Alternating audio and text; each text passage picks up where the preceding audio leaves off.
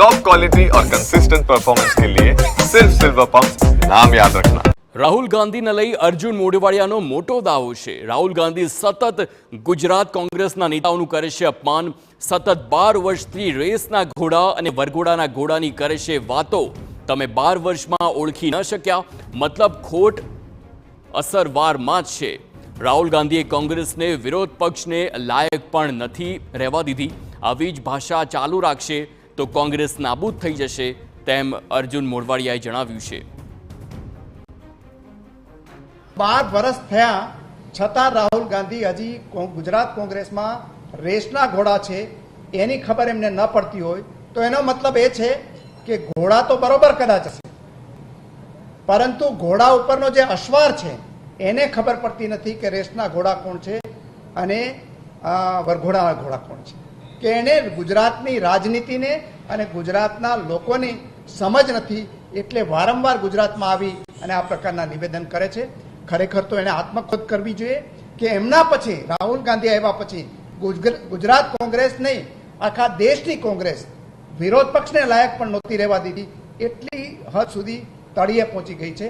અને હજી પણ આ પ્રકારની ભાષા એ ચાલુ રાખશે તો ગુજરાત કોંગ્રેસની પનોતી આના કરતાં વધારે આવવાની છે।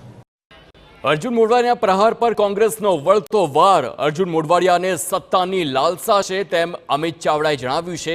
પ્રધાન પદ મેળવવા કરે છે આવા નિવેદનો। કોંગ્રેસે અર્જુનભાઈને તમામ હોદ્દાઓની તક આપી। ગદ્દાર કોંગ્રેસમાં ન રહી શકે, જતા રહેશે તે જ સારું છે। કોંગ્રેસમાં હવે રેસના ઘોડા રહેશે। ગુડખર બીજા પક્ષમાં ગયા। કોંગ્રેસ પક્ષે ધારાસભ્ય બનાયા, વિપક્ષના નેતા બનાયા, પક્ષના પ્રમુખ બનાયા, બધા જ હોદ્દા પર તક આપી। અને છેલ્લા 1-2 વર્ષમાં એવું તો શું થયું કે હવે કોંગ્રેસના નેતૃત્વની કોંગ્રેસની ચિંતા હવે તમને યાદ આવે છે?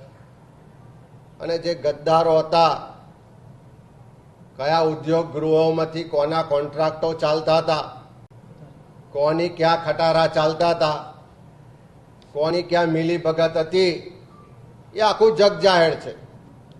અને રાહુલજીએ સાચું જ કીધું કે આવા મિલીભગત વાળા લોકો કોંગ્રેસમાં રહેવાને બદલે સામે જઈને ખુલ્લા આવે, એ સાંઠગાંઠ અહીંયા રહીને કરે છે એના કરતાં ત્યાં જતા રહે। એટલે અર્જુનભાઈ જેવા કેટલાક લોકો ગયા છે, હજુ પણ કોઈ બાકી હોય તો જઈ શકે છે। જે રેસના ઘોડા છે એ જ કોંગ્રેસમાં રહેવાના છે। અમિત ચાવડાના વાર પર અર્જુન મોઢવાડિયાનો પલટવાર। ગુસ્સો કરવો હોય તો રાહુલ ગાંધી પર કરો, મારા પર વ્યક્તિગત આરોપ લગાવીને ચાવડા મર્યાદા ચૂક્યા છે। કોંગ્રેસના કયા નેતાઓ શું શું કર્યું છે તેની માહિતી મારી પાસે છે। ચૂંટણીમાં કોણે કેવા કાવા દાવા રચ્યા તેની માહિતી પણ છે। હું ક્યારેય વ્યક્તિગત આરોપબાજીમાં નથી પડતો, તેમ જણાવ્યું। ખરેખર અમિતભાઈએ જો ગુસ્સો કરવો હોય તો રાહુલ ગાંધી ઉપર ગુસ્સો કરવાની જરૂર હતી, એને બદલે મારા ઉપર ગુસ્સો કરી અને બિલો બેલ્ટ એને આજે જે અવલોકનો કર્યા છે એ વખોડવા લાયક છે। મારી પાસે પણ કોંગ્રેસના ચોક્કસ આગેવાનોએ શું શું કરેલું છે અને એમણે ચૂંટણીઓમાં શું કરેલું છે, બીજી રીતે શું કરેલું છે, એ બધી જ વિગતો મારી